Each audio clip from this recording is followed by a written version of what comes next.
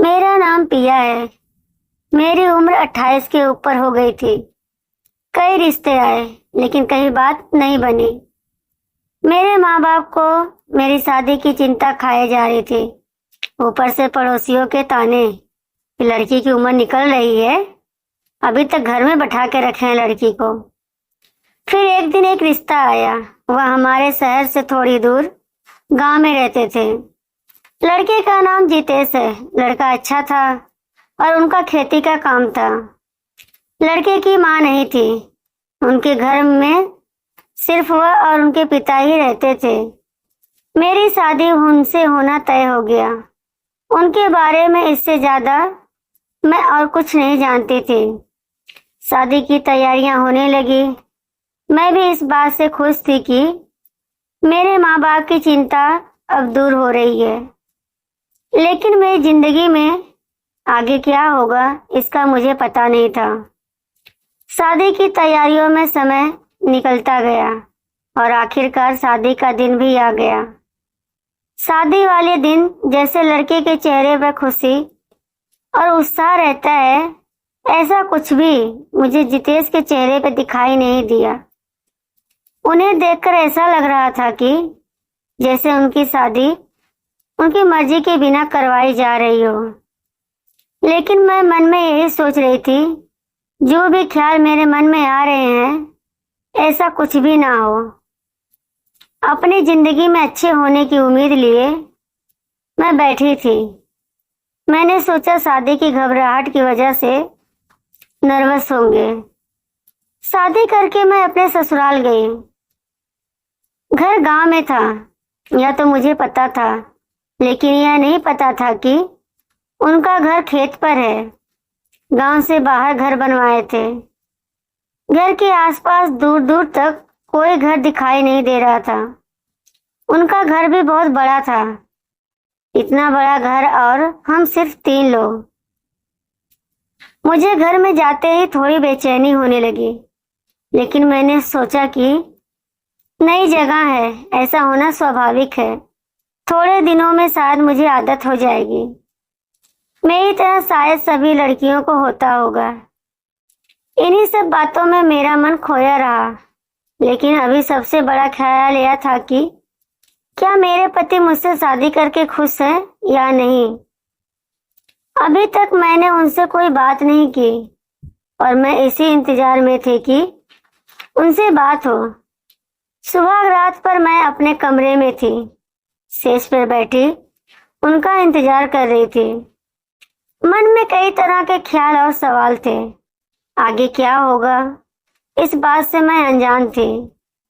धीरे धीरे समय बीतता गया और इंतजार करते करते आधी रात हो गई, लेकिन अभी तक मेरे पति कमरे में नहीं आए थे।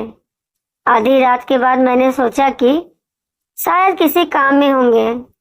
शादी में बहुत काम होते हैं और सब उन्हें ही संभालना होता है। यह सोचकर मैं वहीं बिस्तर पर सो गई। सुबह मेरी नींद खुली और मैं तैयार होकर बाहर गई तो वह मुझे घर के बरामदे में सोए दिखाई दिए। शादी की पहली रात कोई अपनी पत्नी के कमरे में ना सोकर बाहर क्यों सोएगा। मेरे ससुर ने मुझे देखा और पूछा कि बेटा सब ठीक है। मैंने भी उन्हें कहा सब ठीक है। मेरे ससुर ने तब कहा कि बेटा, मैं तुम्हें जितेश के बारे में कुछ बताना चाहता हूँ। मेरा बेटा मन का बहुत अच्छा है, लेकिन इससे छोटी छोटी बातों पर गुस्सा आ जाता है। तुम अभी इसे समझना। मैं तुम्हें बता दूंगा कि उसमें थोड़ा समय लगेगा। तुम दोनों एक दूसरे को समझना। बस इसके गुस्से और कम बोलने का बुरा मत मानना और ज्यादा सवाल मत पूछना।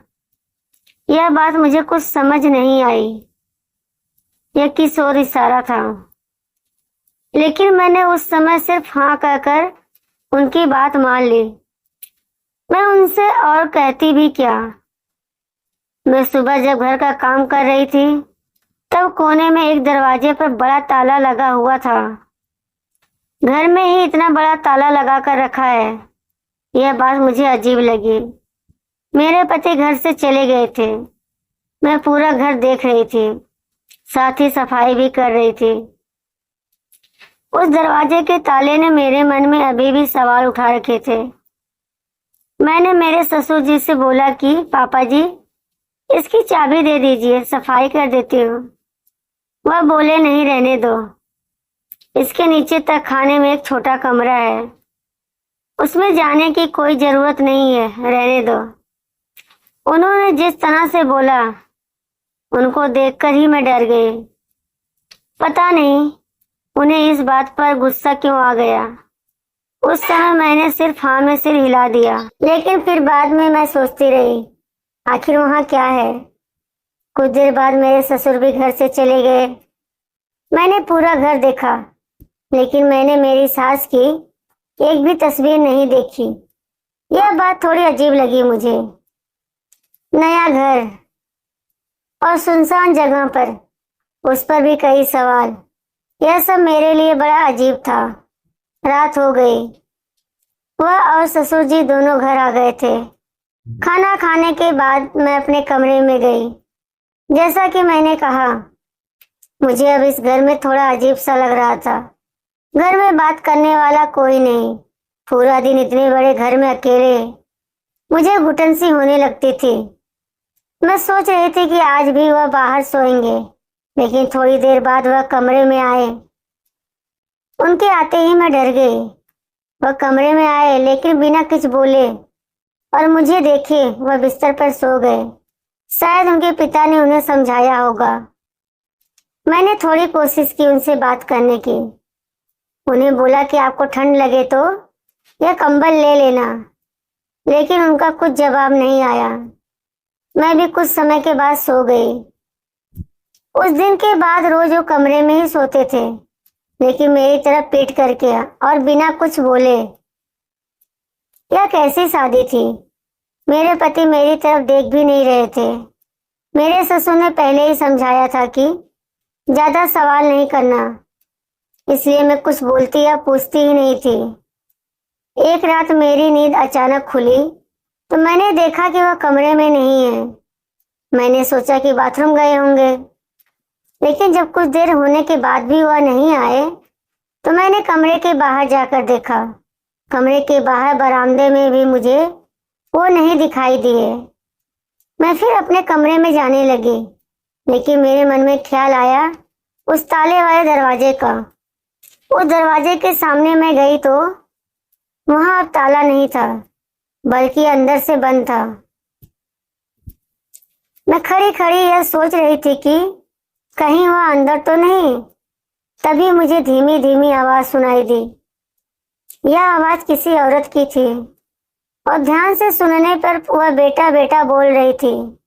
मैं डर गई और वहां से भागते हुए सीधे अपने कमरे में जाकर सो गई। मैं बिस्तर पर सोए हुए यही सोच रही थी कि यह सब क्या है। तभी वह कमरे में आ गए। मैंने सोने का नाटक किया। अब उनके आने से मुझे डर लगने लगा था। जैसे तैसे मैंने अपने डर और विचारों पर काबू किया। तहखाने में जिस औरत की आवाज आ रही थी, क्या वो मेरी सास की थी? मेरी सास की एक भी तस्वीर क्यों नहीं है? क्या वो जिंदा है? और अगर है तो उन्हें इस तरह बंद करके क्यों रखा गया है? जब घर में इतने राज हो तो नींद कैसे आ सकती है? रात में ठीक से सो नहीं पाई। बिस्तर पर पड़े पड़े मुझे यह ख्याल आया कि मुझे उस कमरे में जाकर एक बार जरूर देखना चाहिए। मेरे ससुर ने भी उस कमरे में जाने से मना किया था। मैं सुबह जल्दी अपने कमरे से निकल गई। वह अभी तक सोए थे। धीरे धीरे और डरते डरते मैं उस कमरे तक जा रही थी। सीढ़ियों के दरवाजे पर पहुंच गई थी। हमेशा की तरह अभी भी वहां बड़ा ताला लगा हुआ था। उसकी चाबी मेरे पति के पास रहती थी। मैंने सोचा कि मैं बाहर से आवाज लगाती हूँ, शायद कोई जवाब दे। लेकिन फिर मैंने सोचा कि आवाज लगाने से मेरे पति या ससुर में से कोई जाग जाएगा। मुझे समझ आ गया था कि उस कमरे में जाना है तो चाबियों के साथ आना होगा। मैं वहां से चली गई। उस रात के बाद मैं बड़ी बेचैन हो गई थी। लेकिन मेरे पति के स्वभाव में कोई बदलाव नहीं आया था। उनके लिए ऐसा था जैसा कि कुछ हुआ ही नहीं हो। सुबह सुबह ही मेरे माँ और पिता अचानक ही मेरे ससुराल आ गए। वह वहां से गुजर रहे थे, इसलिए मुझसे मिलने आ गए। मेरी माँ को देखकर मुझे रोना आ गया। जी तो जी तो चाहा कि यह सब जो हो रहा है मैं उन्हें बता दूं, लेकिन मैं बताती भी तो क्या। अभी तो मुझे भी ठीक से नहीं पता कि यहाँ हो क्या रहा है। मेरी माँ मुझसे पूछती है कि बेटी सब ठीक है। मैंने कहा ठीक है, लेकिन उन्हें मैं कैसे बताऊं कि यहाँ कुछ भी ठीक नहीं है। ना मेरा पति मेरे साथ पति की तरह रहता है, ना ही इस घर में क्या हो रहा है उसका मुझे पता है।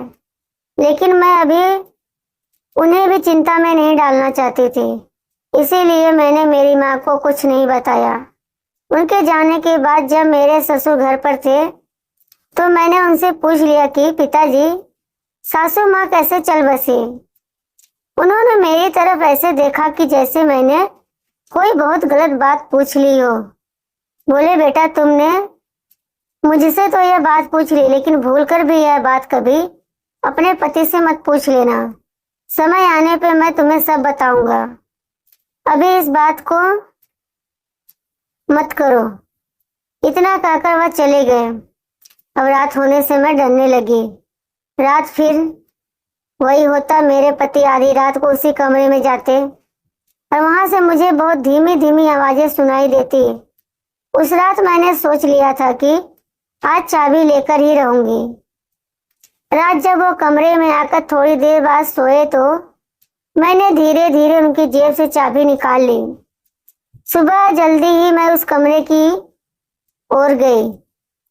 मन में कई तरह की बातें और डर था। मैं उस दरवाजे के सामने थी जहां ताला था और उसकी चाबी मेरे हाथ में थी। मैंने थोड़ी देर खड़े होकर सांस ली और चाबी उस ताले में लगाई, लेकिन मेरी धड़कनें तब तक रुक गई जब पीछे से मेरे ससुर जी ने मुझे आवाज लगाई, बहू। उनकी आवाज ने मेरी जान ही निकाल दी थी। मैंने पीछे नहीं पलटी, लेकिन वह मेरे पास आए। मुझे देखकर बोले कि क्या कर रही हो यहाँ, और इस कमरे की चाबी तुम्हारे पास कैसे आई। मैं चुप थी तो उन्होंने फिर पूछा, कहाँ से मिली तुम्हें यह चाबी? तुमने मेरे कमरे से इसे लिया है? मैंने कहा नहीं, यह तो आपके बेटे के पास थी। वह रोज रात यहाँ इस कमरे में आते हैं। यह सुनकर उन्हें हैरानी हुई। वह बोले कि जितेश इस कमरे में फिर जाने लगा, वह भी रात में। मैंने पूछा, आखिर ऐसा क्या है जो आप लोग इस कमरे में छिपा रहे हो? यहाँ से रात को बेटा बेटा की आवाजें आती है। क्या जितेश की माँ इस कमरे में है? मेरे ससुर ने यह सब सुनकर कहा कि गलती मेरी ही है, तुम्हें सब पहले ही बता देना चाहिए था। मुझे नहीं पता था कि तुम ऐसा कुछ सोचने लगोगी। उन्होंने मेरे हाथ से चाबी ली और सीढ़ियों का दरवाजा खोला। नीचे उतर एक कमरे में गए। कमरा खोलते ही मुझे कमरे का राज पता चल गया। कमरे में मेरे सास का सारा सामान, कपड़े, तस्वीरें और गहने थे। उसके बाद ससुर जी ने मुझे बताया कि जितेश की माँ 2 साल पहले एक एक्सीडेंट में चल बसी। वह अपने बहन की लड़की के शादी में जा रही थी। जितेश को उस दिन उसने कहा कि वह उसे उसकी बहन के घर छोड़ आए और अगले दिन लड़की की विदाई के बाद वापस आ जाएंगे। लेकिन जितेश ने मना कर दिया, कहा कि उसे नहीं जाना। मुझे अच्छे से बाइक चलाना नहीं आता, इसलिए उसने अपने भाई को बुला लिया। लेकिन जाते वक्त उनकी बाइक एक पत्थर से टकराकर गिर गई और जितेश की माँ को सर में चोट लगी, जिस कारण उनकी मृत्यु हो गई। जितेश अपनी माँ की मौत का जिम्मेदार खुद को मानता है। उसका मानना है कि अगर वह उस दिन माँ को लेकर जाता तो ऐसा कुछ भी ना होता। उस घटना के बाद वह कई दिनों तक बोला नहीं। बड़ी मुश्किल से मैंने उसे संभाला है। बात बात पर वह अपनी माँ को याद करके रोने लगता है, गुस्सा करने लगता है, खुद को कोसने लगता है। उसे उसकी माँ की याद ना आए, इसलिए उसका सारा सामान मैंने यहाँ पर रख दिया है। वो अपनी माँ से बहुत प्यार करता था। उसके फोन में कई वीडियो हैं उसकी माँ के साथ। शायद रात में आकर वह यही सब फिर देखने लगा है। मैंने सोचा कि इसकी जिंदगी में अगर प्यार आएगा तो शायद कुछ हद तक वह फिर से खुश हो सकेगा। इसलिए मैंने उसकी शादी करवा दी। उसकी माँ ने उसे शादी के लिए कहती थी, लेकिन वह मना करता था। शादी के वक्त भी वह यही कह रहा था कि माँ नहीं है तो शादी करके किसे खुश करूं। इसलिए मैंने तुम्हें कहा था उसे गलत मत समझो। उसे प्यार की जरूरत है। उसे यह विश्वास दिलाना है कि जो हो गया अब उसे बदला नहीं जा सकता, ना ही उसमें उसकी कोई गलती है। कुछ समय पहले जिस पति से मैं डर रही थी, अब उसके लिए मेरे दिल में प्यार और सहानुभूति जाग गई। जो अपनी माँ से इतना प्यार करता है वह कैसे बुरा हो सकता है। मैंने उसी समय अपने ससुर से कहा कि अब आप बिल्कुल भी चिंता मत करें, मैं उन्हें संभाल लूंगी और इस सदमे से बाहर निकाल कर रहूंगी। सुबह जब वो घर से बाहर जाने लगे तब मैंने उन्हें कहा कि आप बहुत अच्छे हैं। उनका कोई जवाब नहीं आया, लेकिन एक हल्की सी मुस्कान जरूर आई। माँ की जगह तो कोई नहीं ले सकता, लेकिन फिर भी मैं कोशिश करूंगी कि वह अपने आप को दोषी समझना बंद कर दे। धीरे धीरे मुझे उनकी मुस्कान वापस लानी है, प्यार और अपनत्व से। धीरे धीरे वह ठीक होने लगे और आज मेरी कोशिश रंग लाई। मेरी मेहनत सफल हुई।